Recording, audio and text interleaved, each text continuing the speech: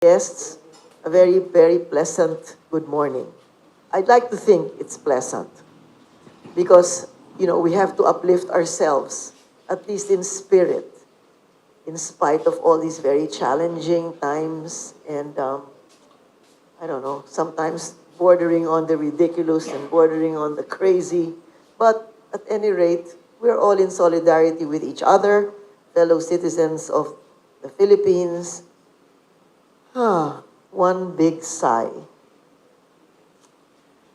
Yes, we had the State of the Nation address by the President yesterday.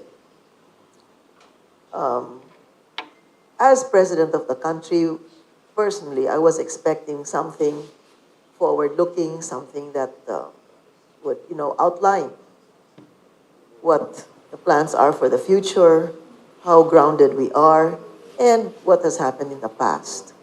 Of course, there's a whole litany of things that are supposed to have been accomplished and achieved. And in the height of in the wake of the recent typhoon, still 14.4 million of our citizens consider themselves poor. That's not from me, that's from SWS, a very reliable survey entity. Hunger, according to SWS, has risen from 26.4 to 35.6% of those surveyed consider themselves having experienced hunger. Then, of course, there's the recent tariff thingy. People make very, light news about this tariff thingy. But I think that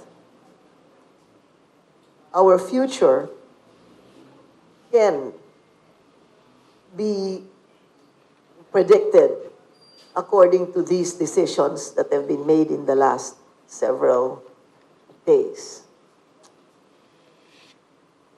You must have read in Filipino Star that I said, nasan ang mga kano ngayon sa kalagitnaan ng baha?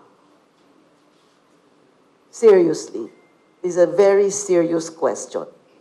We were told at the start that the EDCA sites are here, or are allowed to be here, because they would be at the forefront for relief and rehabilitation activities. That they are going to build warehouses, so relief goods can be stored and distributed in no time, so that our people will be given access to life-saving and property-saving efforts by the Americans. We saw our people wading in neck-deep water, knee-deep water, waist-deep water, together with garbage, animal poo, and whatever else. Wala naman tayo nakitang mga kano. Nasaan sila? Lulusob lang kung sa Siargao o kaya sa Boracay, pero pag nandito na kasama na yung tubig kanal, wala na sila dito. Diba? So, nasaan yung relief operations na yan? Na pupuntahan nila yung mga organisasyon din ng mga business organizations, civic organizations, individuals, makikipalimos na naman ng gobyerno para sabihin, tumulong kayo, tumulong kayo. Na maraming mga nabahaan at ngayon umaasa pa rin sa kapwa nating mga Pilipino. So, then the sad news, our president was summoned to Washington. This is not a state visit. I'm not new to state visits. State visits are planned way months, sometimes years in advance. Hindi kinakalabit ka lang, hoy, punta ka rito. Ha? Secondly, I saw the indignity of what, unfortunately, the President of the Republic of the Philippines faced. While in Washington, the President of the United States insulted, dressed down, former presidents of the United States. in front of our president, wala naman tayong pakialam sa kung anong problema nila dun di ba? Hindi naman natin hiningi na tumulong sila dito or meron ba tayong makukuha. O, huy, magbayad kayo ng renta sa EDCA. Mga sites ninyo dito. Kasi lupa natin yan. Meron ba kayong binabayaran ng rent? Meron ba kayong, meron bang mapapala tayo? Nakita nyo na nga, hindi na nga lumulusong sa baha. Wala naman tayong nakitang mga puti na kasamang tumutulong, di ba? Pero, kung hindi ako nagkakamali, kung dati 50% of GDP ang ating pwedeng utangin, ngayon dapat 70% ng pinapayagan. I don't know, maybe Sunny Africa here can tell us more about it later on. That means, pinataasan yung ating pwedeng hiramin, ano yun? Para makabili ng mas maraming jets. Ang kailangan natin bangka, kailangan natin sagwan, kailangan natin pang saklolo sa ating mga tao. No? Tapos tatambakan tayo dito ng mga produkto nila na hindi na nila mabebenta sa ibang bansa dahil hindi na bibili yung mga ibang bansa sa kanila. Diba? Sabi ng China, bibili na kami sa Brazil ng dating binibili namin sa Amerika. Bibili kami sa Australia o sa ibang lugar na nagpo-produce ng steak na hindi na dyan. So ngayon, anong gagawin nyo? Tatambakan nyo kami dito ng mga produkto. Eto na lang, sa isip ko no isang araw, lahat ng masakyan kong Grab, lahat, no exception, lahat, in-drive, Grab o anuman, ang ginagamit na kotse, kung hindi gawang Hapon, gawang Koreano, yan mga ganyan, o gawang China na kotse.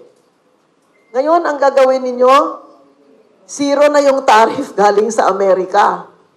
Paano yung mga piyesa nitong mga truck owners, bus owners? Tingnan nyo, lahat yung mga truck, mga bus na umiikot, lahat yan. Galing sa China, galing sa Hapon, o galing sa Korea. Tapos, papasukin nyo dito, wala ng tariff. Ibig sabihin, lahat sila kailangan bumili ng Ford o Chrysler. Wala nga bumibili niyan dahil sirain yung Toyota, sabihin ko sa inyo, hindi naman ako stockholder ng Toyota, pero yung Toyota, kahit saan tindahan, pwede ka bumili ng pyesa hanggang 20 anyos, 30 anyos, tumatakbo pa rin yung mga gawang Hapon o gawang Korea. Ano to? Sino ba naglolokohan dito, di ba? Noon, sinabi sa atin yung tariff natin 17%. Why? Bakit naging 20? Pagkatapos, ginawang 19, may utang na loob ka pa. Paano yung renta nila dito? Wala nga silang binabayad kahit na 2 piso. Ano? Di ba? Huwag nyo naman gagaguhin yung Pilipino. Hindi naman kami tanga. Di ba? Yung mga hindi naman kami, kung wala kaming diploma, hindi naman kami kumukuha ang diploma sa rekto. Di ba? Kaya mga dalubhasang kasama ko dito, ako po'y nagtatanong lamang. Kayo, mas may pinag-aralan, kayo pwede magkwento sa Pilipino, pero sa ating po mga kaibigan sa media, himayin po natin. Sa atin po mga business organizations, nandyan ang Federation of Philippine Chinese Chamber of Commerce and Industry, nandyan po yung BCCI, ang dami-daming napakatindi, napakamagagaling na organisasyon pang negosyante. Kung wala pong pera ang taong bayan, bankrupt po lahat ng negosyante. Lahat ng negosyante, bilyonaryo, maliit na negosyante, medium-sized business, kung ano man kayo. Kayo ay nandyan at nabubuhay kayo dahil ang mamamayang Pilipino, kumakayod, lampas kilay na yung baha, sa inyo po bumibili ng kalakal. Itong ginagawa sa ating ito, tatambakan tayo ng agriculture products. Bakit? Wala na silang mabentahan. Dahil yung dati nilang customer, hindi na bumibili sa kanila, dito na tatambak. Marami po tayong binibili sa Amerika na mga binhi. Pag tinanim dito, wala tayong pakinabang doon. Bakit? Walang buto. Kailangan bibili ka ulit sa kanila. Di ba? Yung fertilizer. Wala parang hindi tayo hawak sa leeg. Nakatali na yung kamay natin, naka-straight jacket na tayo. Ating po mga negosyante, ako po nagmamakaawa sa inyo. Kailangan marinig ang tinig ninyo sa panahon ngayon. Yes. Yan ang kailangan natin malaman. Bakit? Ang mamamayang Pilipino ang nagbibigay sa inyo ng negosyo. Hindi po kayo ang hindi po kami may utang na loob sa inyo. Bakit ngayon na ginaganito tayo, hindi natin sila naririnig? At pag narinig natin itong mga negosyante, diyan malalaman natin yung state of the nation. Okay. Diyan po, sapagkat ito ay mahirap sikmurain, mahirap lununin na tayo may utang na loob sa nagbigay sa atin ng 1% discount sa tariff. Samantalang ang Europa, 15%.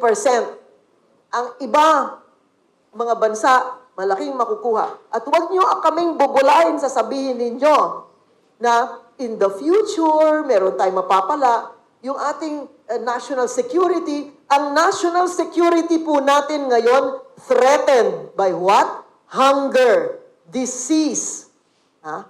Hunger and disease, unemployment. Yan po. Yung healthcare na yan, edukasyon, yan po ang threat sa ating national security. Hindi galing sa labas at hindi galing sa iniimbento ng mga nagbebenta sa atin ng mga sandatang lakas.